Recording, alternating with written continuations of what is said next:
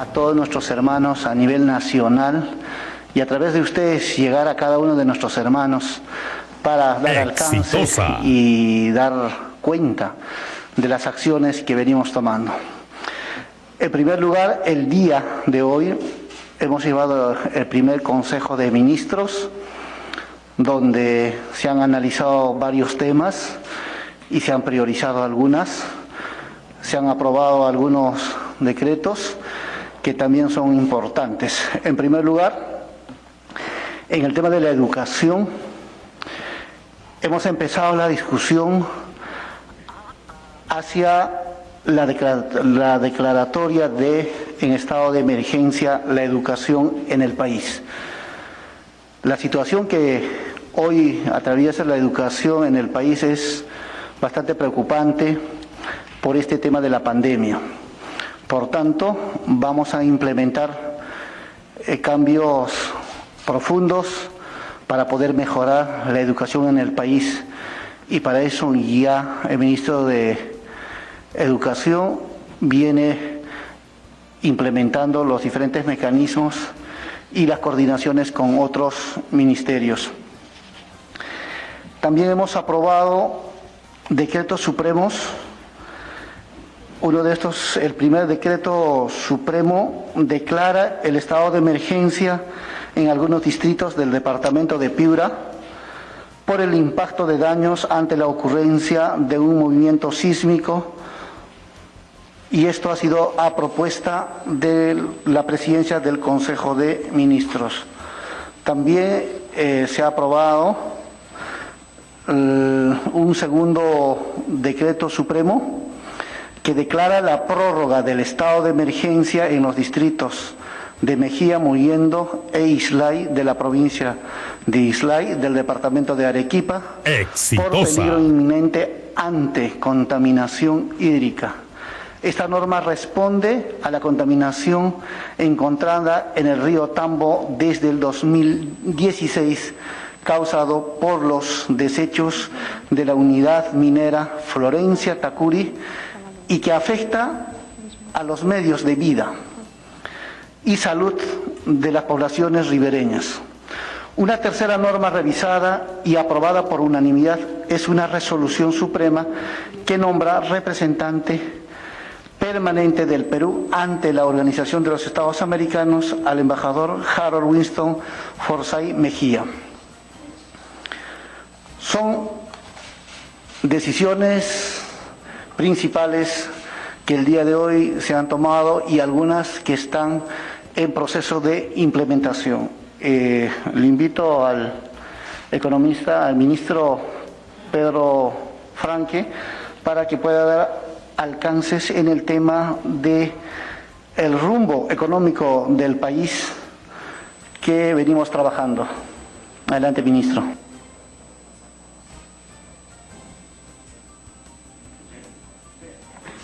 Ahí está.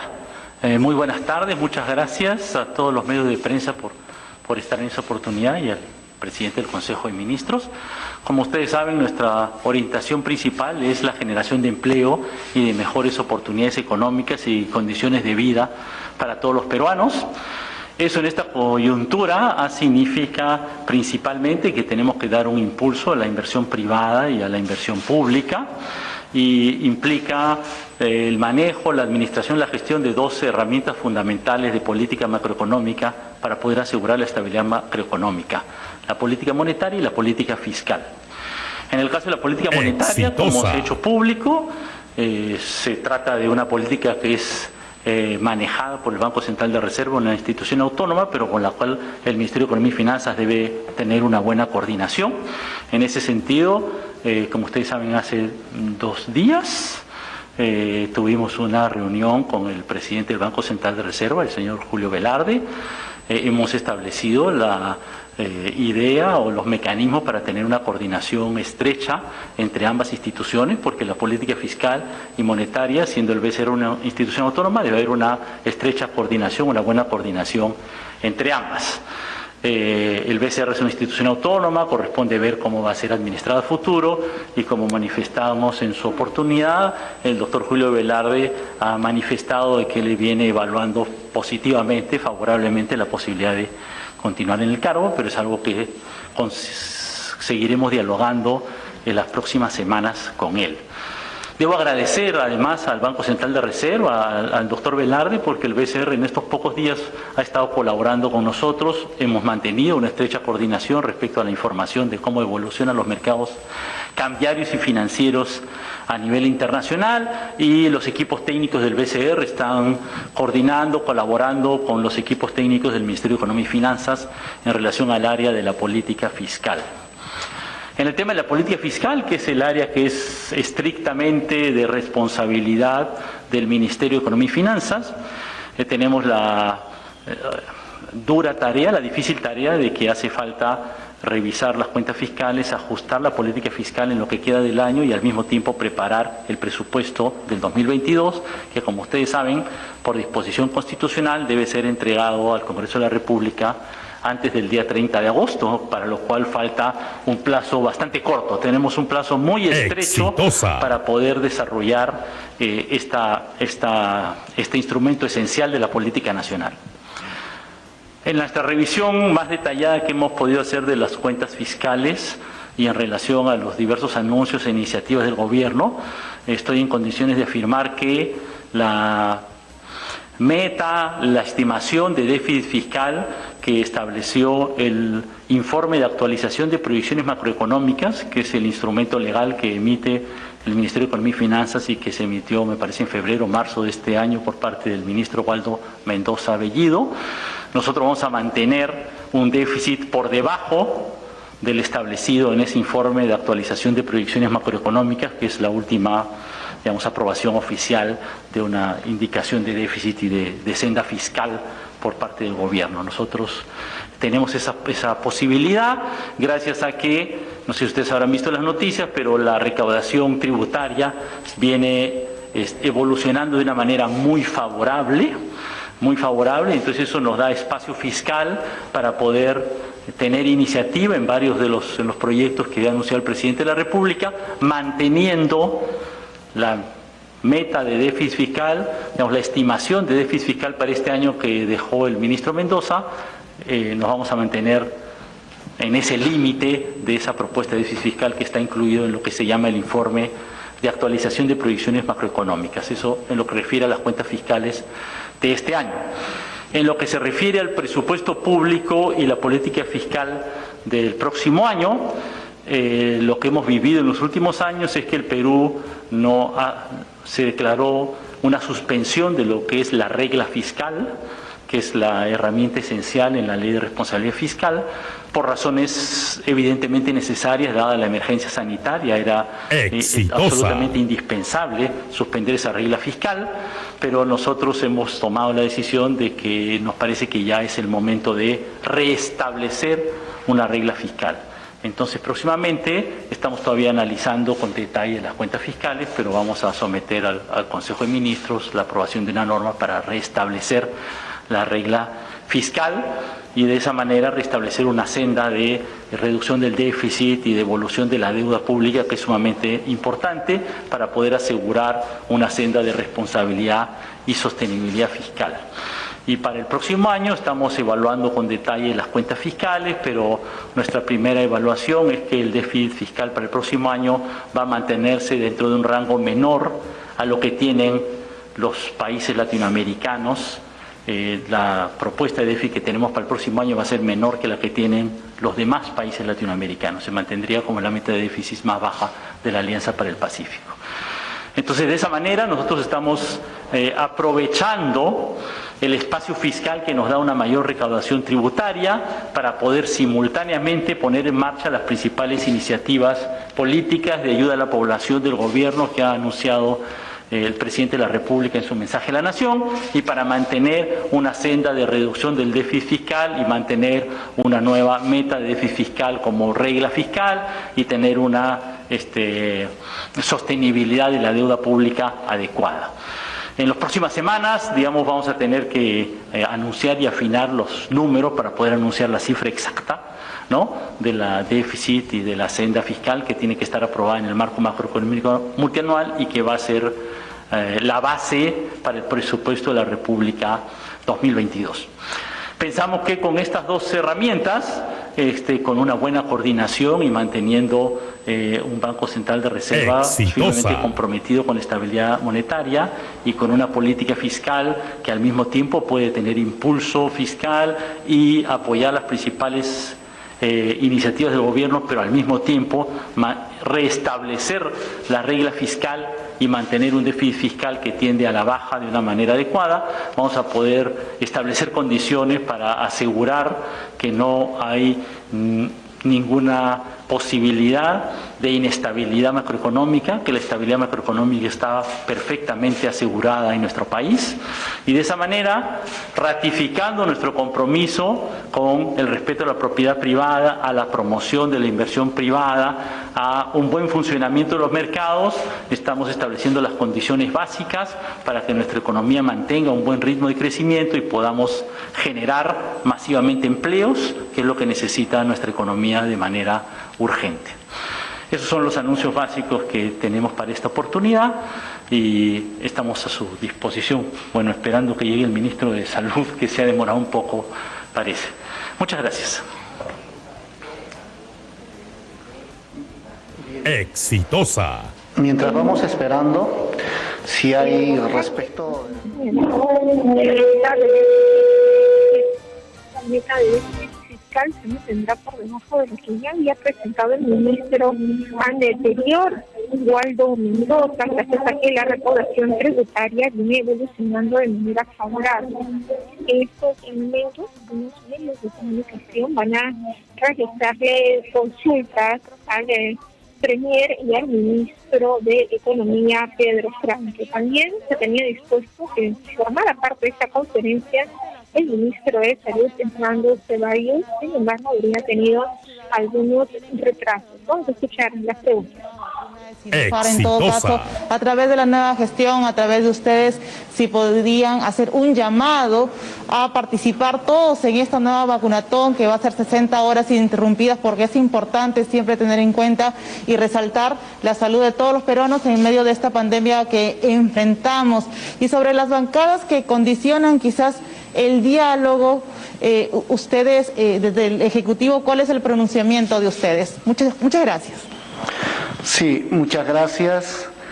Respecto al diálogo que hemos abierto con las bancadas, queremos aclarar que estos diálogos no es tener un fin de lograr la confianza en el Congreso, sino estamos estableciendo mecanismos de diálogo y de conversación que siempre debe existir, al margen de quienes hoy estamos asumiendo la responsabilidad. Es una política que el gobierno, nuestro presidente Pedro Castillo Terrones, establece para que entre la presidencia del Consejo de Ministros y el Congreso de la República deben existir. En ese proceso hemos venido ya dialogando con la bancada de Acción Popular y la bancada Juntos por el Perú. El día de ayer hemos tenido algunos percances y algunas bancadas como Renovación Popular nos han alcanzado su punto de vista, su criterio, del cual primero lo respetamos, porque empieza por ahí respetar la postura de un sector importante de peruanos y también de congresistas que expresan. Y en segundo lugar, hay algunos puntos que no coincidimos, pero en los puntos que coincidimos hemos sacado un comunicado nosotros a través de la presidencia del Consejo de Ministros, en donde deslindamos y con Sendero Luminoso y MRTA, con claridad, y no hay vuelta a quedar ahí. Ninguno de nuestros ministros están vinculados a alguna organización. No existe ninguna sentencia o algo que pruebe En todo caso está claro eso, y las discrepancias también nosotros lo recibimos con mucha tranquilidad, y así debe ser en un país democrático donde todos respeten el punto de vista o las propuestas de los sectores. Y por otra parte, nosotros no pensamos y no vemos como un condicionante en el tema de estos criterios que manejan algunas bancadas. Más bien vemos como una forma de expresar en un país democrático sus puntos de vista y sus discrepancias, y creo que eso es importante para nosotros y lo tomamos con mucha sinceridad y con mucha sencillez, para que algunos alcances que hay, inmediatamente implementarlas, y algunas recomendaciones también. Estamos recogiendo con buen corazón, y también en construir de mejor manera la confianza que debe existir en el Ejecutivo y en el Legislativo. Gracias, ministro. Había una pregunta sobre la vacunación de Sinopharm. De repente, Carla puede volver a plantear su pregunta ahora que está el ministro de Salud. Sí, ministro, buenas tardes. Lo que justamente yo... La cuarta vacunatón, ¿verdad? Entonces, hay personas o ciudadanos que quizás quieren evitar, ¿no?, recibir la dosis de Sinopharm. A través de la nueva gestión, quizás resaltar, siguiendo la misma línea, que todas las vacunas son efectivas, porque se tiene a veces... por pensar de que la vacuna te va a sanar, y sabemos que es para evitar una complicación, ¿no? Entonces, en ese sentido iba la pregunta con esta vacunatón que se va a desarrollar, y sobre la vacuna Sinopharm. Muy buenas tardes a todos. Sí, efectivamente, este viernes, sábado y domingo se va a llevar adelante una campaña de vacunación, un vacunatón durante 72 horas seguidas. Pero no solamente en Lima, sino además en Lima provincias, en Piura, y además en las regiones donde se han encontrado algunas variantes del COVID, que es la variante Delta. Es decir, va a haber en Lima, en Callao, por supuesto, en Ica, en Arequipa, en Pasco y en Junín. Ahora, estas campañas de vacunación, que es para las personas a partir de los 38 años también, se van a hacer con dos tipos de vacunas, que son las que dispone ahora el Ministerio de Salud, que es la vacuna Sinopharm y la vacuna Pfizer. ¿Por qué es que se usan estas dos vacunas? Es porque las dos han demostrado una eficacia por encima del 90% para evitar las complicaciones del COVID y la muerte. Y esto es muy importante porque todavía el porcentaje de población no vacunada en nuestro país es muy alto. Estamos en el 15% todavía del total de la población correctamente vacunada, que es vacunada con 2 dosis.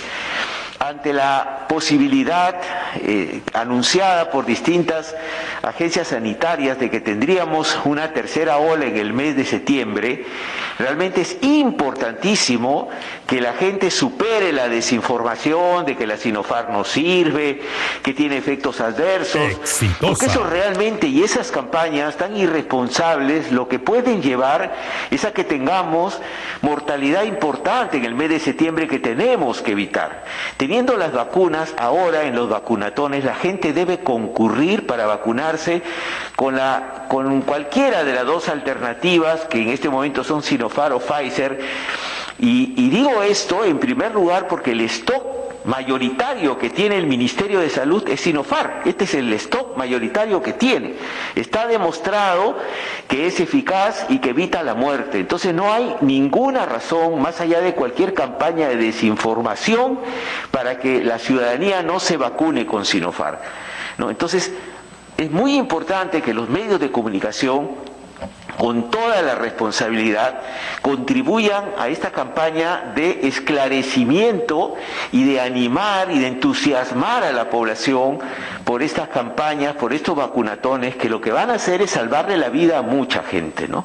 La vacuna Sinopharm está comprobado que tiene una alta eficacia por la Organización Mundial de la Salud. Aquí en el Perú tenemos estudios con más de 600.000 personas donde se ha demostrado que la mortalidad luego de la vacuna con Sinopharm ha caído de manera francamente vertical. todos los trabajadores de salud y de las Fuerzas Armadas estamos vacunados con Sinopharm. ¿Cuál es la mortalidad luego de la vacunación? Ha caído en 98%. Y esto lo hemos conversado incluso con el Colegio Médico, con la Federación Médica, ¿no? Que ellos sostienen con mucha claridad que es absolutamente conveniente que la población se vacune con cualquiera de las vacunas que tiene el Ministerio de Salud, que son Sinopharm, que son Pfizer, y un poquitito de dosis de AstraZeneca que está llegando el día de hoy. Exitosa. Muchas gracias, señor ministro. Pasamos entonces a... Respuesta del ministro de Salud, Fernando Ceballos, quien ha señalado que todavía hay un alto cifra de ciudadanos no vacunados con las dosis completas. Ha indicado que médicamente el 15% de la población tiene las dos dosis completas y además ha hecho una invitación a la ciudadanía a vacunarse con cualquiera de las vacunas disponibles, que son las vacunas de Pfizer o las vacunas de Sinopharm. Escuchemos al ministro de Economía, Pedro Sánchez. Científico internacional, validado por revistas científicas internacionales y por la Organización Mundial de la Salud. Cualquier persona académica que conozca algo de estadística puede refrendar lo que digo. En segundo lugar, esto es esencial porque se trata de salvar vidas. Por favor, todos aquellos que están dentro del rol de edades para vacunarse, es muy importante que se vacunen. Se trata de salvar nuestras vidas. En tercer lugar, añadiría que, desde el punto de vista del Ministerio de Economía y Finanzas, el lograr una vacunación masiva y evitar la tercera ola es esencial para poder asegurar la reactivación económica y el crecimiento del empleo. Ya hemos visto lo que ha pasado en las anteriores olas con la situación económica. Y por eso, uno de los temas que es la primera prioridad dentro de las asignaciones presupuestales del Ministerio de Economía y Finanzas es la vacunación. Gracias. Muchas gracias, señores ministros. Las palabras del ministro de Economía y Finanzas, Pedro Sánchez, ha reincidido en la eficacia de la vacuna de Sinopharm. Es el stock que se cuenta en estos momentos en el Ministerio de Salud, según ha señalado el ministro de Salud, Fernando Ceballos, es el stock mayoritario. Continúan las preguntas de los medios de comunicación. Exitosa.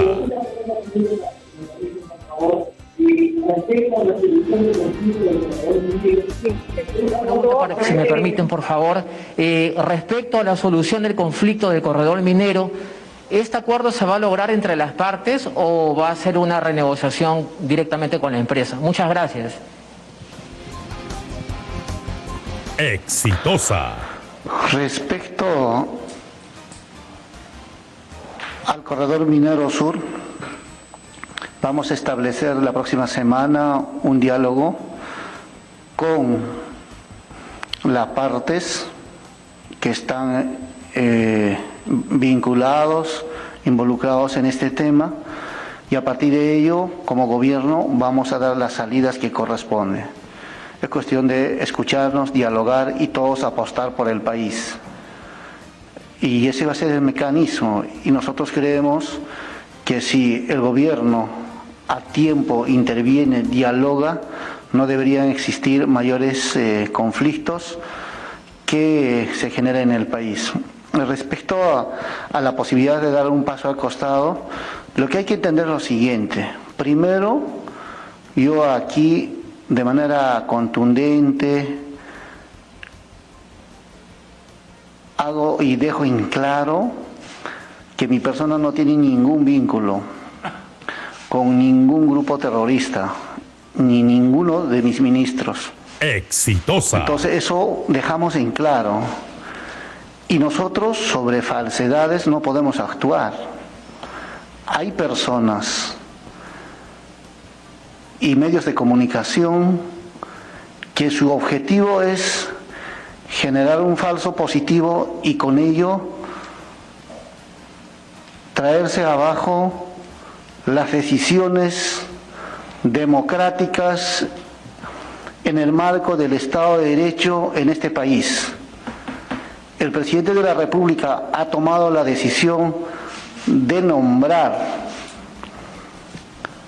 los diferentes responsables, tanto en la PCM y en los ministerios, y eso se tiene que respetar.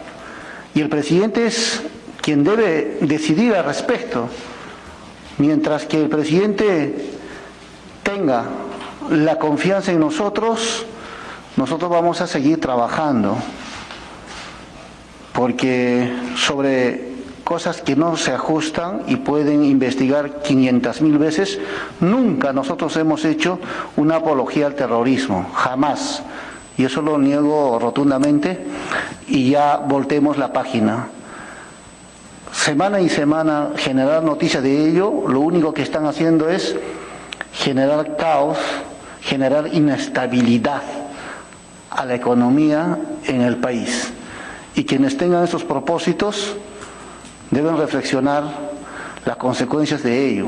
De nuestra parte, nosotros nos asiste la responsabilidad de asumir cuando en el marco del Estado de Derecho se toman decisiones, y eso lo vamos a hacer con toda la fuerza, con toda la voluntad que tenemos, y eso es lo que estamos haciendo.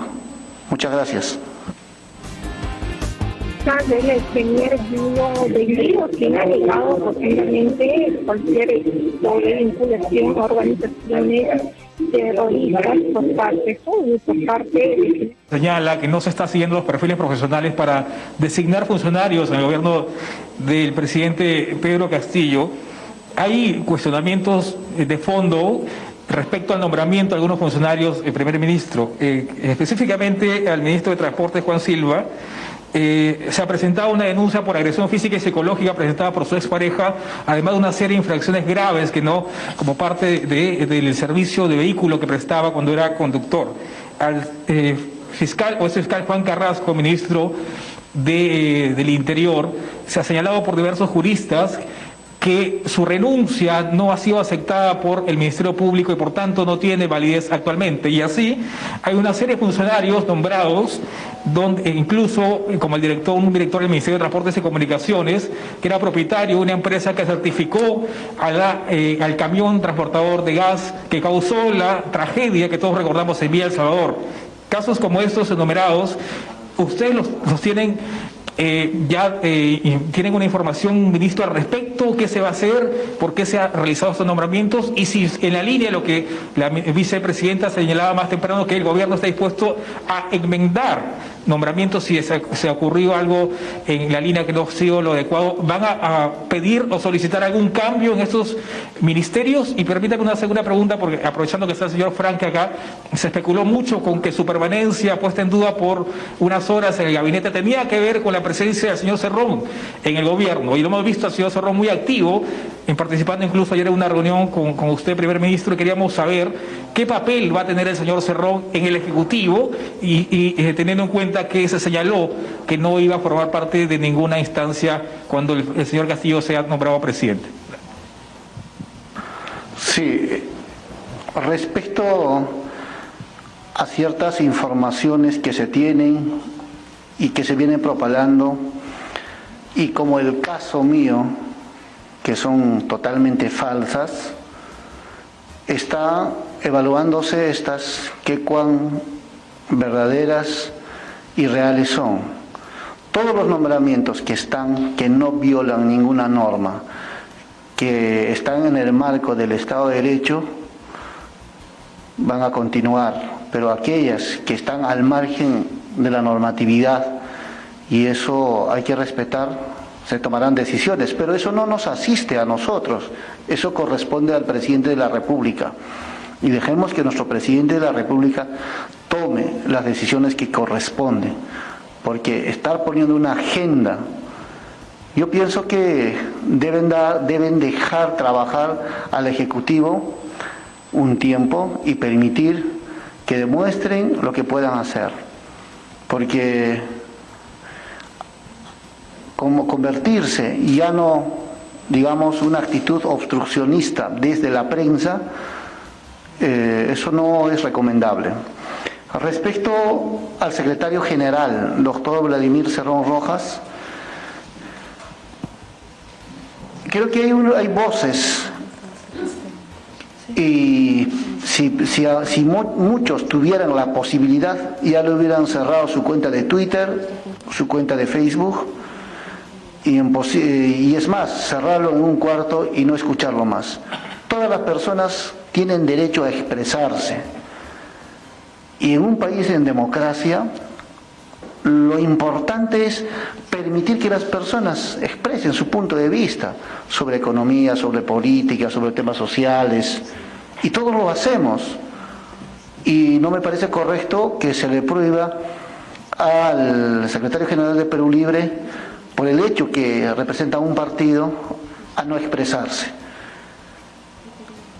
Por otra parte, las decisiones están claras, las toman quienes corresponden, empezando desde el presidente de la República y el último funcionario que esté dentro del Ejecutivo, y que están establecidas su función, que están establecidas claramente. Entonces, no hay necesidad de traer siempre al debate al doctor Vladimir Cerrón Rojas. A él hay que dejarlo en su responsabilidad, que es el ser secretario general de un partido político, y desde ahí expresará, planteará, como todos nosotros, como todos los secretarios generales de los diferentes partidos. No pueden tener unos más derechos que otros.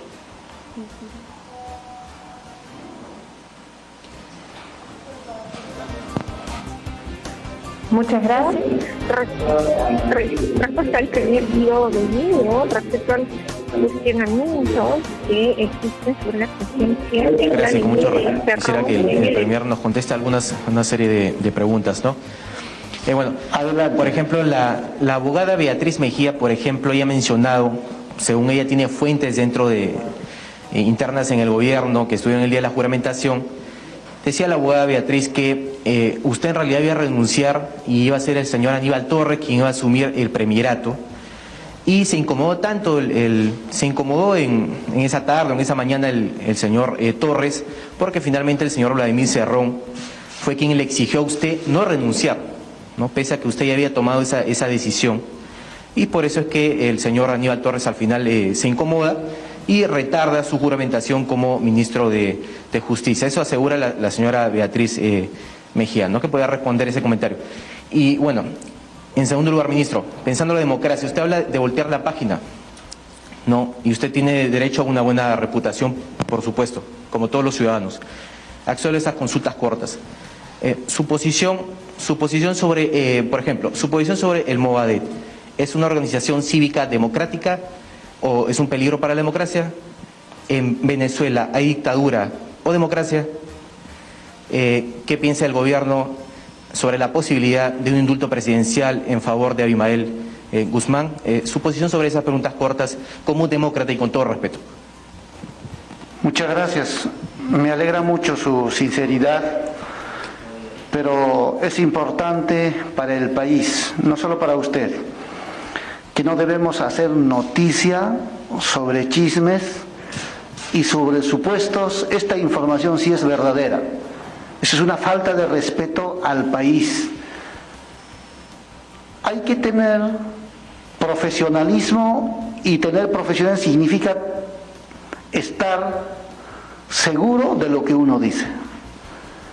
Lo que usted indica respecto a Beatriz Mejía es totalmente falso. Nunca se ha dado ese contexto. Y eso que quede como lección. Imagínese usted haciendo noticia al respecto, no daña ni a mi persona ni al presidente de la República, daña al país. Porque una información mala, cuando llega a todos los ciudadanos, genera sentimientos encontrados, genera situaciones psicológicas que puede poner en preocupación a todas las personas, y no hay que generar eso. Y yo le voy a pedir de manera muy respetuosa de que paremos ese tipo de cosas. Respecto a Movadef, Bueno, respecto a Movadef, Exitosa. vivimos en un país donde existen normas y esas normas en un Estado democrático se respetan. Quienes están en el marco de esa norma están dentro del espacio democrático de participación política y quienes no están, no están. Porque si no, Movadef hoy hubiera postulado y hubiera puesto su candidato. En todo caso, nuestra postura es claro. Nosotros participamos en un Estado democrático y para participar en un Estado democrático aceptas el Estado democrático. Respecto a Venezuela y otros países, nosotros tenemos que ser un país respetuoso de la autodeterminación de estos países, de sus habitantes, de las democracias que existen en esos países. Las mayorías determinan sobre las minorías como aquí. Por tanto, menos deberíamos preocuparnos de los problemas ajenos y más deberíamos preocuparnos por nuestros propios problemas y por los grandes retos que tiene nuestro país. Vivimos tanto del problema ajeno del vecino y nos olvidamos de los grandes problemas que pasan en nuestro país y que se dan a nuestro delante. Entonces, nuestra postura y del gobierno es claro: respetar a los países en su autodeterminación y tener mayor preocupación por nuestro país. Respecto al indulto, ¿en qué momento o alguna voz oficial que se haya escuchado? Jamás. No ha habido un solo representante del partido o del gobierno que haya planteado esta iniciativa. No está en agenda, jamás se ha tocado ni se ha respirado al respecto de una posibilidad de indulto para ningún condenado por terrorismo. Eso que quede claro, y tampoco hay que estar generando este tipo de noticias falsas. Reitero, las noticias falsas hacen daño al país, a todos. Es como si usted agarrara un pico y se golpea en los pies. Si nosotros vemos de manera global el país. Muchas gracias. Muchas gracias. Desde el primer video han negado constantemente que el Estado de Hacienda podría indultar al terrorista Martín Aires. En el premier también se ha mostrado bastante enfático en descartar algún tipo de problemas como el ministro de Justicia Aníbal Torres, como había señalado la hora de adquisición. Continúa la consulta de los medios de comunicación. Escúchelo.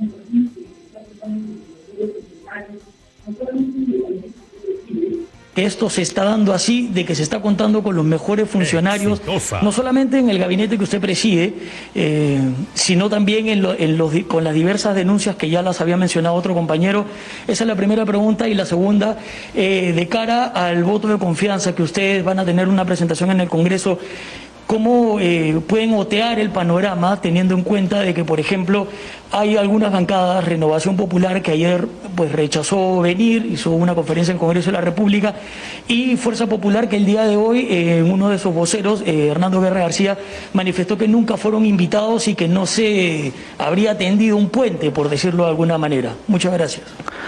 Sí, respecto a la ronda de diálogos, el día de ayer hemos culminado lo que estaba programado. El día de hoy hemos tenido el primer Consejo de Ministros y esta conferencia de prensa, y estamos programando para tomar los contactos para el día de mañana. Yo al congresista Hernando le he estado llamando, pero no hemos podido tener éxito en comunicarnos. Supongo en el transcurso de hoy día conversaremos, dialogaremos.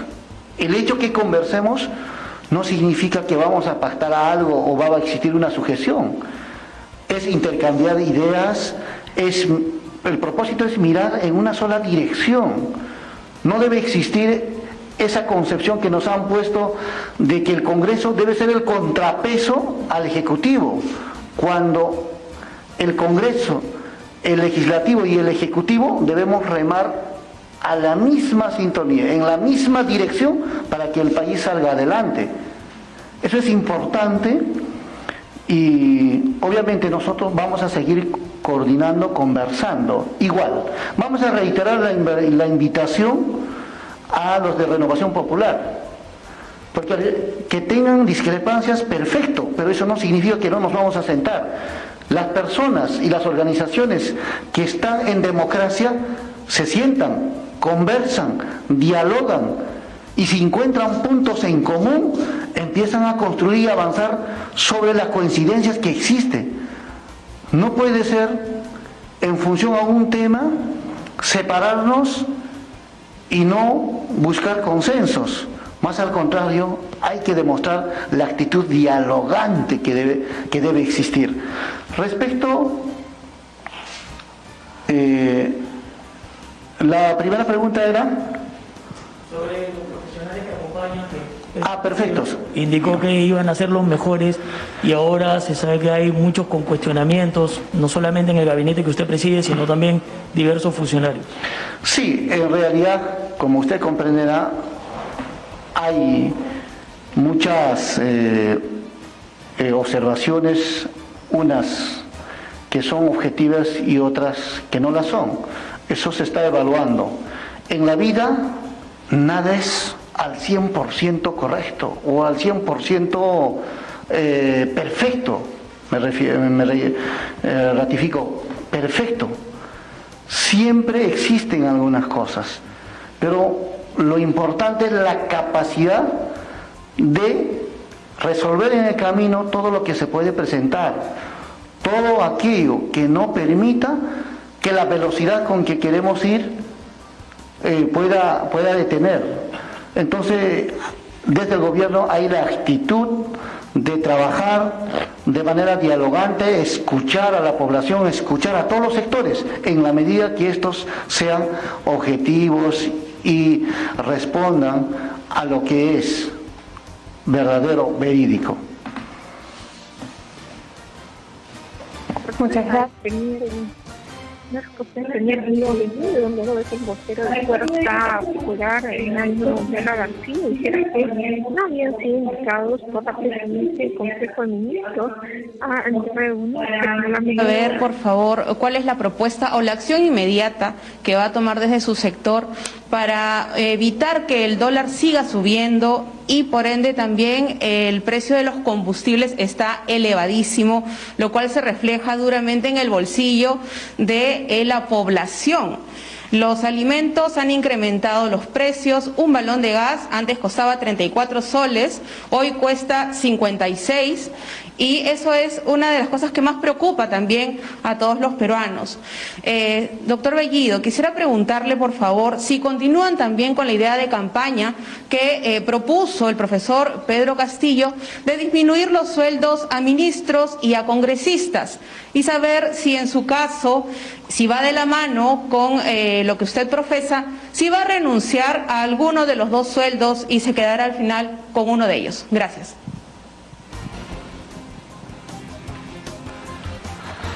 Yo primero creo. Buenas tardes, gracias por la pregunta. Uno, sobre el precio del dólar.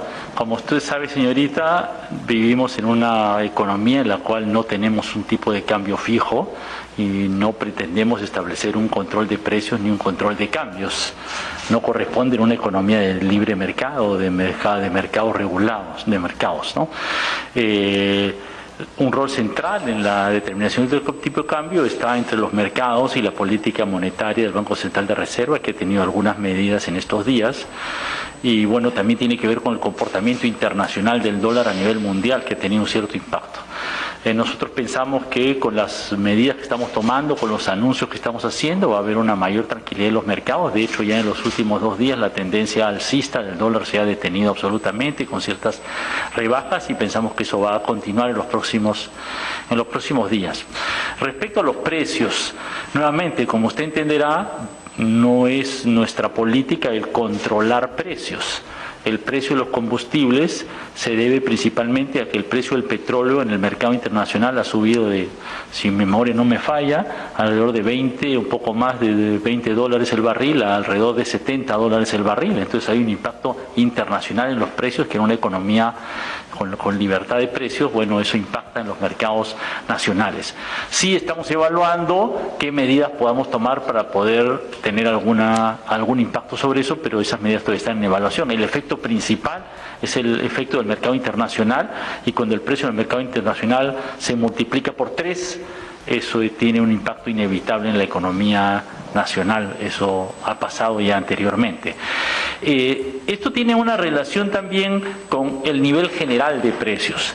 El Banco Central de Reserva es la entidad responsable de estabilidad monetaria y tiene establecida una política de franja de precios que nosotros compartimos, pero que es política autónoma del Banco Central de Reserva. Compartimos en el sentido de que nos parece una política adecuada, pero no es la responsabilidad del gobierno, sino es la responsabilidad del Banco Central de Reserva de una manera autónoma.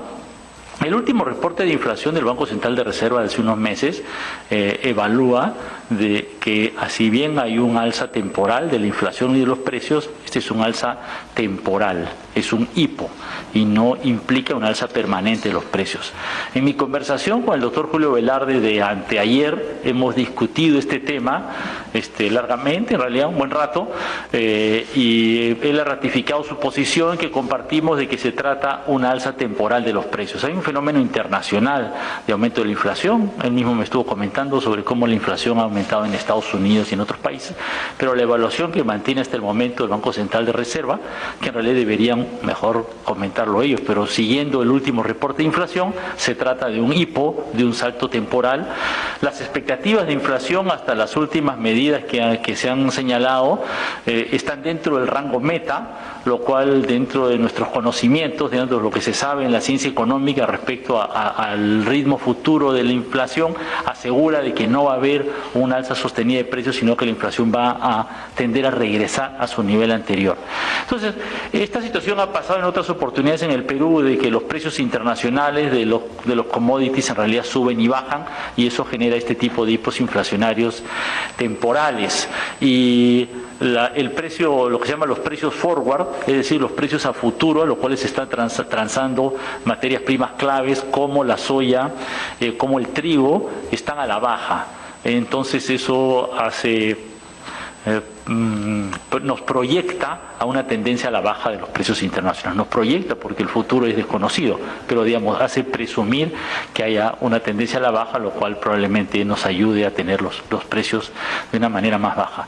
Pero sí quiero reiterar, tal vez como mensaje final, que sí es un asunto de gran preocupación del Ministerio de Economía y Finanzas y del Consejo de Ministros, el impacto que esta alza de precios tiene sobre la población, y que sí estamos preparando medidas para poder aliviar este golpe sobre las familias, que estamos preparando y anunciaremos en su momento.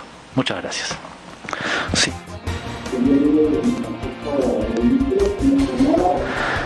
El ministro de Economía y Finanzas, el día de hoy en el Consejo de Ministros hemos formado una comisión encabezada por el ministro de Economía y Finanzas, acompañado con un conjunto de ministros, para poder evaluar este asunto y tener en poco tiempo, o para el día lunes, en verdad, los resultados y los informes para tomar acciones inmediatas al respecto, porque no solo es una preocupación del periodismo, sino es una preocupación generalizada en el país, y hay que tomar en cuenta con mucha responsabilidad. Respecto a su pregunta, hay varios temas que se han planteado que están en proceso de implementación. Hay que esperar los días y el tiempo prudente para poder implementar estos planteamientos que se han dado. Pero sí, lo importante es que cada uno de los que se ha planteado se está encaminando. ¿Usted dejaría alguno de los dos sueldos? Eso va a ser parte de las determinaciones que hace el presidente de la República, y nosotros no venimos acá por un sueldo, nosotros venimos a cumplir las responsabilidades que corresponden. Por eso lo preguntaba, porque son decisiones propias, entonces no dependería necesariamente del presidente de la República. No, el estar aquí no es una decisión propia, es decisión del presidente. Y nosotros, nadie va a percibir, está prohibido percibir del Estado doble sueldo, no existe eso, o doble remuneración. Tenemos tiempo para una última pregunta. Buenas tardes. Para el primer ministro, su viceministro de Gobernanza ha sido abogado de Vladimir Cerrón en el caso Antalsis y también abrió una cuenta para pagar la reparación civil. También hay un audio en el que usted aparece también gestionando el tema de la reparación civil. ¿Cómo pueden afirmar ante ello que Cerrón no tiene injerencia en este gobierno? ¿Y cómo queda la palabra del presidente Castillo cuando dijo que Cerrón no iba a ser ni portero? Muchas gracias, pero creo que usted se olvida qué partido ha ganado estas elecciones. Si hay personas que participan, provienen también de las personas que han hecho posible los resultados de estas elecciones. Y obvio, en la participación de todos los ministerios es amplio, de ancha base, varios sectores participan. Y obviamente hay profesionales que también participan. El hecho que sean militantes de Perú Libre no significa que están vetados de asumir alguna responsabilidad. Más al contrario, están comprometidos de llevar adelante. ¿O usted esperara que nosotros traigamos militantes de Fuerza Popular? No creo. Eso sería una situación casi no se ve eso. Entonces, obviamente, los profesionales que van a colaborar y aportar en este gobierno tienen que venir del sector progresista, que están de acuerdo con el programa de gobierno que se ha planteado hacia la población. Y aquí no hay que ser intolerantes, más al contrario es importante la tolerancia, porque nunca he visto tanto cuestionamiento cuando otros gobiernos han ingresado. Y qué raro que cuando un gobierno de izquierda por primera vez implementa, ven hasta la pulga que camina ahí junto a los zapatos. Entonces, yo pienso que hay que tener cierta tolerancia, y el hecho de que haya sido parte de apoyar al doctor Vladimir Cerrón Rojas no hace de que estén prohibidos de servir profesionalmente al país. Reitero que es importante la tolerancia y la comprensión que debe existir. Muchas gracias.